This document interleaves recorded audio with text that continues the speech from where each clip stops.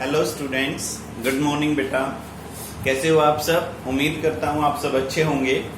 देखो बेटा, 11th class में अब हम अपना नेक्स्ट चैप्टर स्टार्ट करने वाले हैं। Chapter number 3, motion in straight line. Chapter number 3, motion in straight line. और बहुत ही इंटरेस्टिंग टॉपिक है, इंपॉर्टेंट टॉपिक है। आपके कंपटीशन एग्जाम्स में भी मैक्सिमम क्वेश्चंस बन जाते हैं यहाँ से। तो बेटा आप सीरियसली और इंटरेस्ट के साथ इस टॉपिक को पढ़ें, इस चैप्टर को पढ़ें।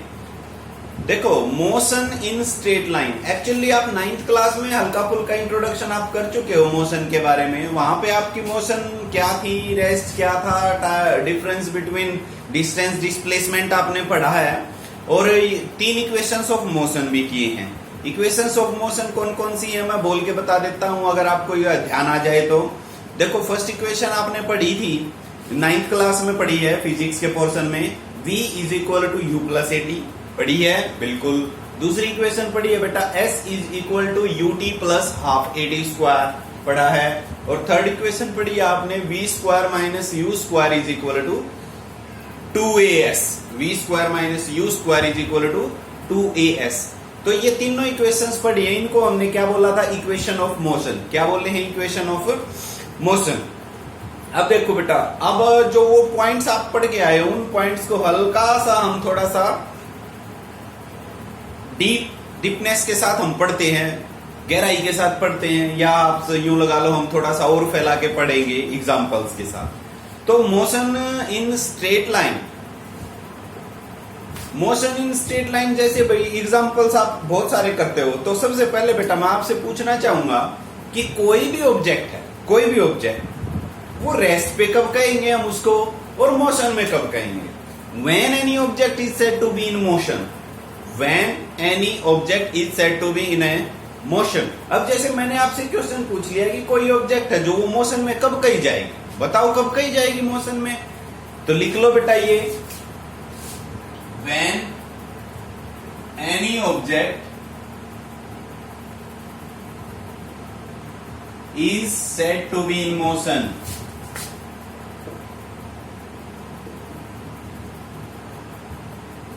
कब कही जाएगी कोई भी ऑब्जेक्ट मोशन में। तो इसका आंसर लिखेंगे, जैसे कोई क्वेश्चन पूछ ले आपसे तो आप इसको आंसर डिफाइन करेंगे। Any object is said to be in motion, any object is said to be in motion if it change its position with respect to time, with respect to time, when any object change its position with respect to time। अब देखो बेटा, यहां पे मैंने लिखवाया with respect to time। कई बार हम ये भी लिख लेते हैं with respect to surrounding। Surrounding कैसे, अब देखो ध्यान से, इसमें ना इस वीडियो में बेटा मैं बोलूंगा ज्यादा, लिखूंगा कम और आप भी कम लिखेंगे। तो बोलने के लिए मतलब इसको इंट्रोडक्शन दे रहा हूं मैं आज के लेक्चर में। मोशन का क्या इंट्रोडक्शन है वो बिल्कुल ध्यान से सुनो, सुनना है मैक्सिमम आज आपने। अब मैंने ये कह दिया, जैसे भाई मैं क्लास में पढ़ा रहा हूं, आपके इमेजिनेशन करो, मैं आपके क्लास में पढ़ा रहा हूं, क्लास में पढ़ा रहा हूं। तो क्लास में आपके सामने है लेक्चर स्टैंड, और आपके जो टीचर हैं फिजिक्स वाले सर, रोहतास सर आपके क्लास में हैं, और वो लेक्चर स्टैंड को एक एग्जांपल कह देते हैं आपके सामने कि बेटा ये जो लेक्चर स्टैंड है, लेक्चर स्टैंड मेरे को आप बताओ मोशन में है या रेस्ट में है। तो मैक्सिमम बच्चों का जवाब आ गया, सर रेस्ट में। क्यों रेस्ट में है? क्योंकि वो अपनी पोजीशन को चेंज कर ही नहीं रहा जब तक हम उसके ऊपर कोई एक्सटर्नल फोर्स लगाएंगे नहीं करेगा ना अपनी चेंज पोजीशन। अच्छा, अब मैं ये कहूं कि सही से सोचो बेटा, क्या ये जो लेक्चर स्टैंड है ये मोशन में या रेस्ट में है? फिर से बच्चों ने जवाब दिया, क्या जवाब दिया, सर ये तो रेस्ट में ही है ना। क्यों? क्योंकि ये पोजीशन को अपनी चेंज नहीं कर रहा है। अब इस पॉइंट को थोड़ा सा डीप लेके चलो, बिल्कुल थोड़ा सा सोचो। मैंने ये कहा था, क्या लेक्चर स्टैंड रेस्ट पे है? बच्चे किसके रिफरेंस में देख रहे हैं बेटा? किसके रिफरेंस में देख रहे हैं? अपने ही तो रिफरेंस में देख रहे हैं। स्टूडेंट्स ने अपने रिफरेंस में देखा अब अगर कोई ऑब्जेक्ट, कोई ऑब्जर्वर, कोई रिफरेंसिंग पॉइंट वो कहां पे ऑब्जर्व कर ले, कहां पे मान ले, हम मून पे मान ले। अब मून के विद रिस्पेक्ट टू तो पूरी अर्थ क्या हो रही है, मोशन में।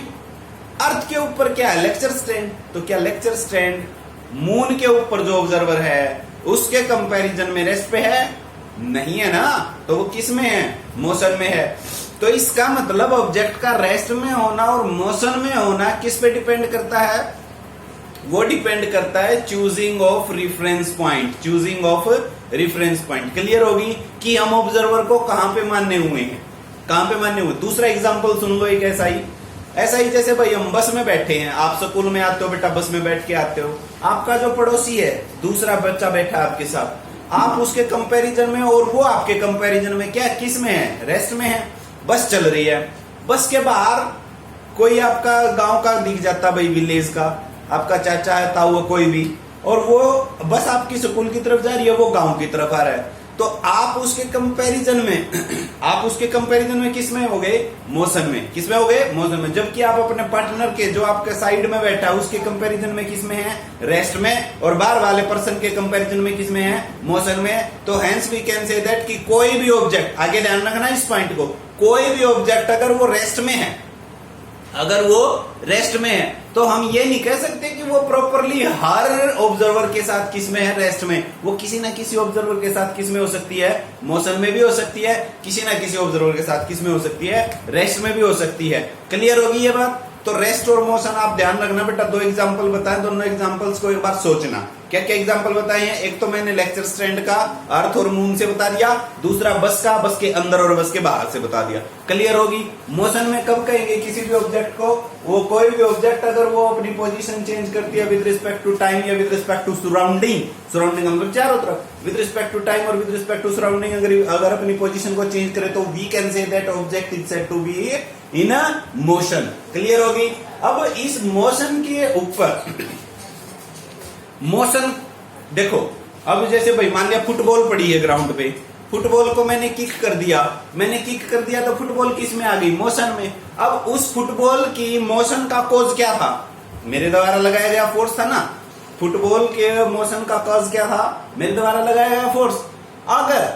अगर जैसे कोई भी मान लिया उल्का पिंड आ रहा है अर्थ की तरफ, तो उस उल्का पिंड का हमें ये थोड़े पता है कि वो किसकी वजह से मोशन में आया हुआ है, किसकी वजह से मोशन में आया हुआ है। तो कोई ऑब्जेक्ट जिसका हमें कॉज पता हो कि why it is in motion, what is the cause, what is the reason behind it कि that object becomes in motion, अगर हमें उसका पता है, तो वो एक फिजिक्स की अलग ब्रांच बना देते हैं जिसको हम बोलते हैं डायनामिक्स। अगर नहीं पता है तो उसको हम बोल देते हैं काइनेमैटिक्स। तो यहाँ पे मोशन के है ना दो रेंज आ जाती हैं, काइनेमैटिक्स और डायनामिक्स। Kinematics, dynamics. और एक और मैं चलो वर्ड लिख देता हूं, स्टैटिक्स। देखो स्टैटिक्स का मतलब तो आप जानते भी होंगे, स्टेट का मतलब होता है rest. When object is said to be, when object is at rest,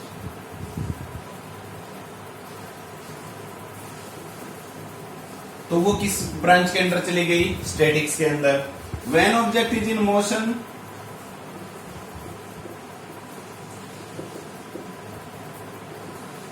but cause of motion is not known। और इसमें भाई when object is in motion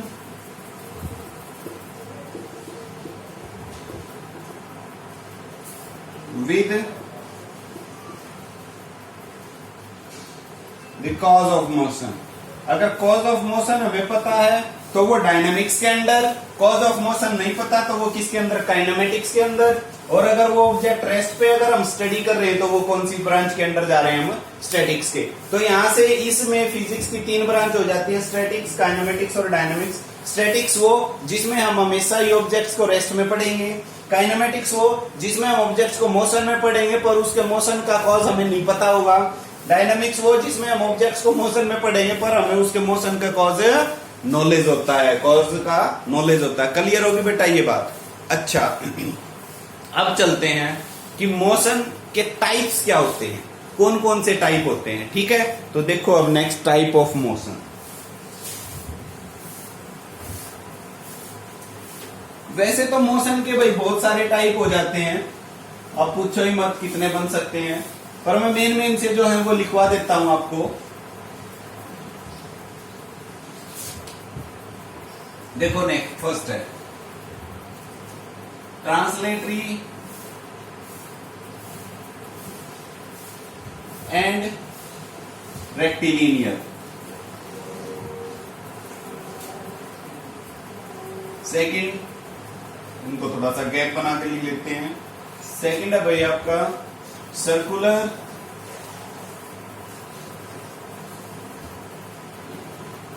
and rotatory.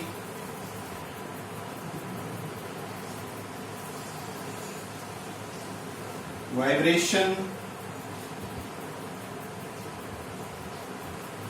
And oscillatory.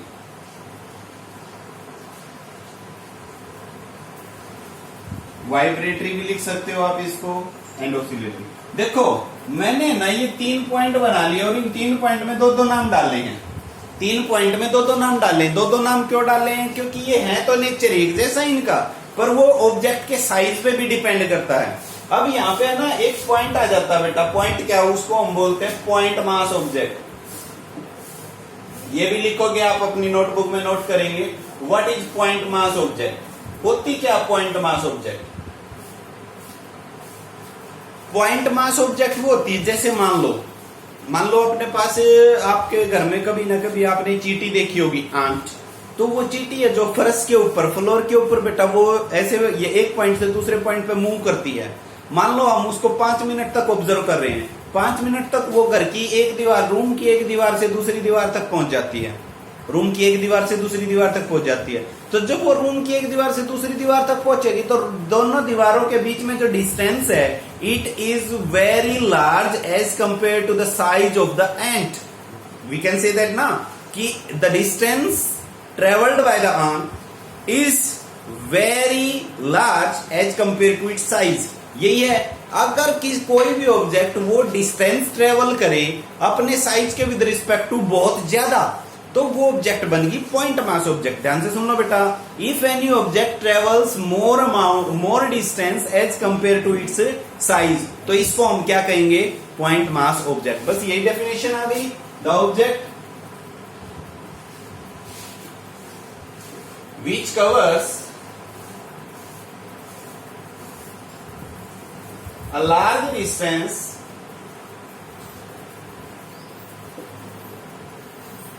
as compared to its size, as compared to its size। For example बेटा आपका मैंने एंट का बताया है, for example आप कार का भी कह सकते हो जो कि डिस्टेंस को किलोमीटर्स में करे, कवर अप किलोमीटर्स मतलब 1000, 2000, 200, 500, तो वो भी पॉइंट मास ऑब्जेक्ट बन जाती हैं।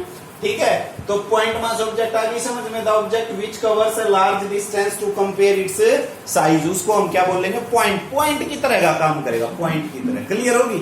अब पॉइंट मास ऑब्जेक्ट आपको क्लियर हो गया, तो अब ये सिंपल आप दिखा सकते हो।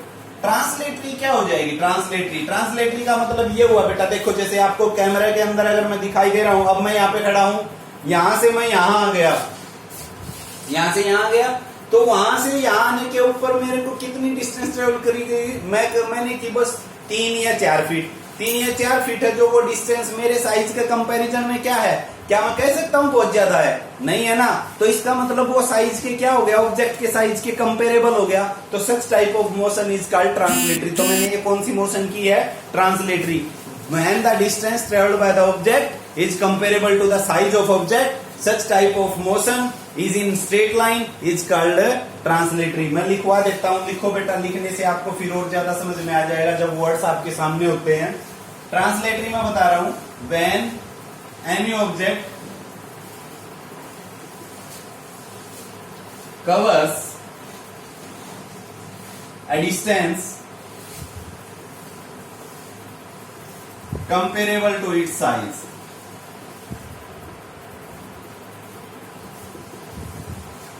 In straight line. In straight line भी लिख सकते हो या वन डायमेंशन भी लिख सकते हो। Such type of motion is called translatory. Such type of motion is called translatory. Translatory क्या हो जाएगी भाई? कोई भी ऑब्जेक्ट स्ट्रेट लाइन में चलती है और वो केवल इतनी डिस्टेंस चले जो कि उसके साइज के कंपेरेबल हो, बराबर सा हो, आसपास हो, तो उस टाइप ऑफ मोशन को क्या कहेंगे हम? ट्रांसलेटरी। क्लियर हो गई? अब आ जाओ भाई रेक्टिलिनियर क्या होती है। मैं यहीं पे लिख देता हूं बेटा। Rectilinear when any object covers a distance very large as compared to its size.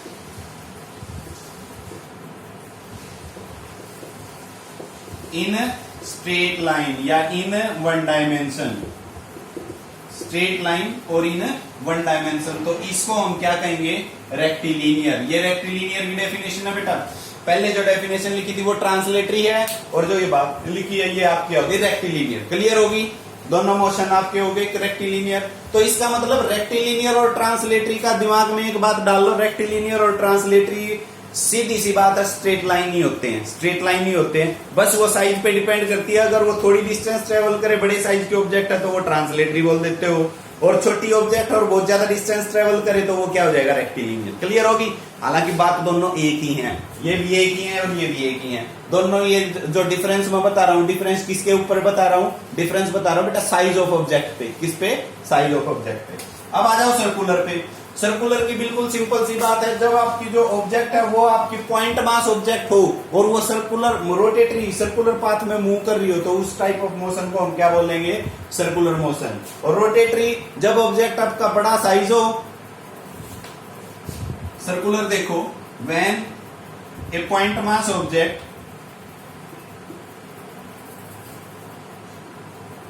Moving around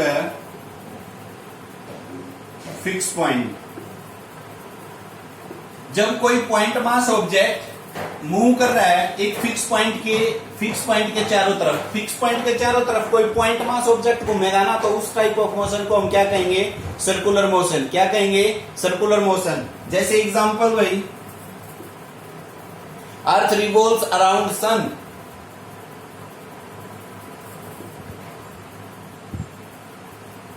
earth revolves around sun. अर्थ सन के चारों तरफ घूम रही है तो वो कौन सी मोशन है? सर्कुलर। कौन सी मोशन है? सर्कुलर। और अर्थ अपने ही एक्सिस के अबाउट घूमे तो क्या है? रोटेटरी। अपने ही एक्सिस के अबाउट घूमे तो क्या हो जाएगी? रोटेटरी। तो रोटेटरी क्या हो जाएगी? व्हेन एनी ऑब्जेक्ट, यहां पे है ना, देखो अब रोटेटरी जब मैं करवा रहा हूं तो रोटेटरी में बेटा बस यहां से ऑब्जेक्ट का मैटर हटा देता हूं। When any object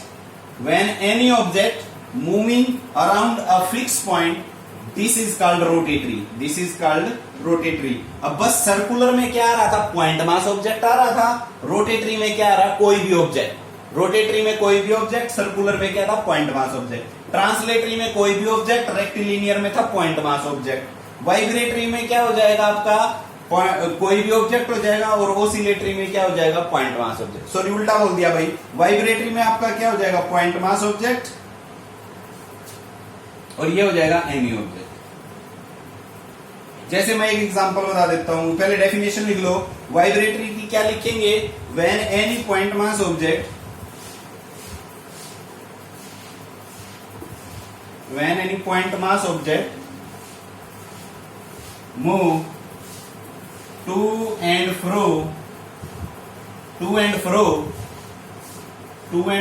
about its mean position.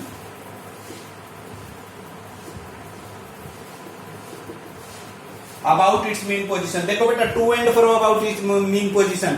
जैसे आपने सिंपल पेंडुलम का वायर देखा होगा, सिंपल पेंडुलम का बोब यहाँ होता है और वो जब यहाँ से यहाँ जाए तो ये डिस्टेंस है जो उस बोब के कंपैरिजन में क्या है? बहुत ज्यादा। डिस्टेंस बोब के कंपैरिजन में क्या है? बहुत ज्यादा। तो इस टाइप ऑफ मोशन को हम क्या कहेंगे? वाइब्रेटरी। तो वो जो सिंपल पेंडुलम है वो क्या कर रहा था? वाइब्रेट कर रहा है। ओसिलेटरी का एग्जांपल, पहले डेफिनेशन लिख लो। ओसिलेशन की डेफिनेशन बन जाएगी, when any object move to and fro about its mean position. जैसे कई बार बेटा आप बैठे बैठे क्लास में है ना पैर हिलाने लग जाते हो, पैर हिलाते हो ना बैठे बैठे, ऐसे ऐसे हिलता रहता है पैर आपका, तो वो किसका एग्जाम्पल है? ओसिलेटरी का। जो बस में आते हो आप, बस की विंडो खड़खड़ खड़खड़ बोलती है, वो किसका एग्जाम्पल है? ओसिलेटरी का। क्लियर हो गए? तो एग्जाम्पल्स के समेत बेटा हमने 6 टाइप ऑफ मोशन पढ़े हैं। इन 6 टाइप ऑफ मोशन को एक बार नोट करो और नेक्स्ट वाला पोर्शन है जो नेक्स्ट वीडियो में देखो। Thank you, have a nice day.